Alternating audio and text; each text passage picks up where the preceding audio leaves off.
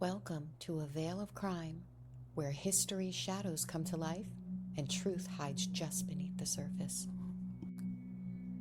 Tonight, we take you to Gettysburg, Pennsylvania, but long before the Civil War would make it a household name. In the early 1850s, this quiet Pennsylvania town was the setting for one of its most shocking and unsolved murders. A respected shopkeeper, a bloodied crime scene, and an investigation that raised more questions than it answered. This is the forgotten case of Samuel G. McCreary and the murder that still haunts Adams County. Samuel McCreary was in his early 40s, a well-known merchant who ran a general store in downtown Gettysburg.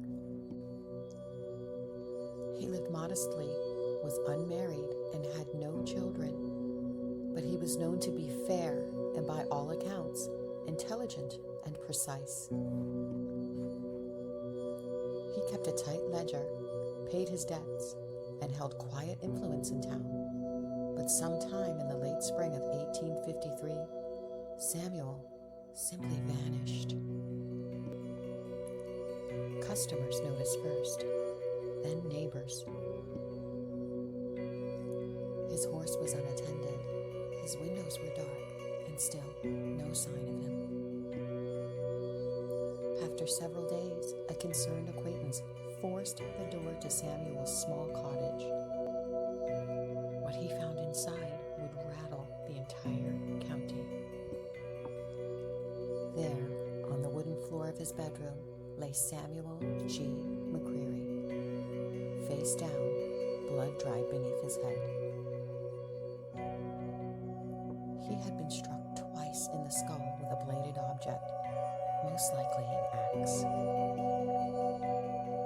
There were signs of struggle, a broken chair, scuffed floorboards, and oil lamps shattered on the floor. But the strangest detail? There was no sign of forced entry. No doors broken, no windows smashed. Whoever had done this had been let in.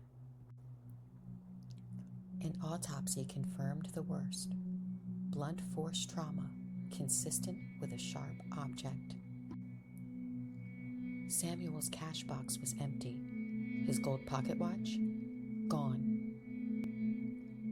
But most of his personal belongings remained untouched. There were no fingerprints to collect, no photographs to review, only silence and suspicion. Rumors began immediately. Some believed it was a robbery gone wrong, a thief who panicked. Others suspected revenge, possibly from an old loan Samuel had tried to collect. A few whispered that he had discovered something, or someone, he wasn't supposed to. 2 men were brought in for questioning, both former employees at his shop, both known to have argued with Samuel over wages and work. One had recently left town after a bitter disagreement. The other lived just a few streets away. But neither could be connected to the crime. A local inquest was held. Testimony was taken.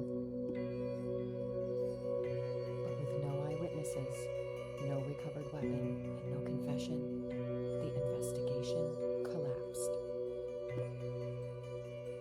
The suspects were released,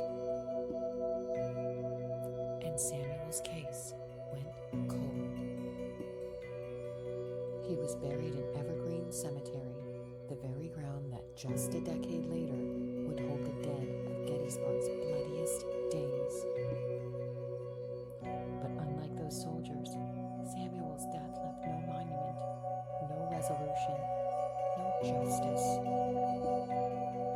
His home was sold, his shop closed, and the story faded.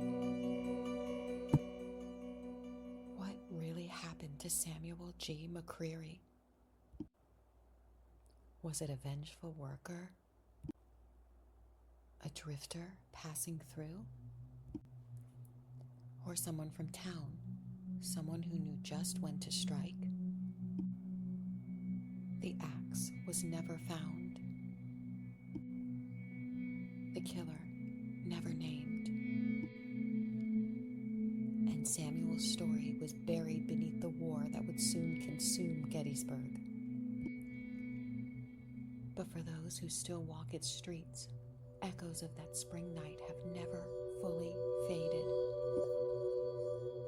This is a veil of crime, where the past is never quite past, and some shadows were never meant to lift.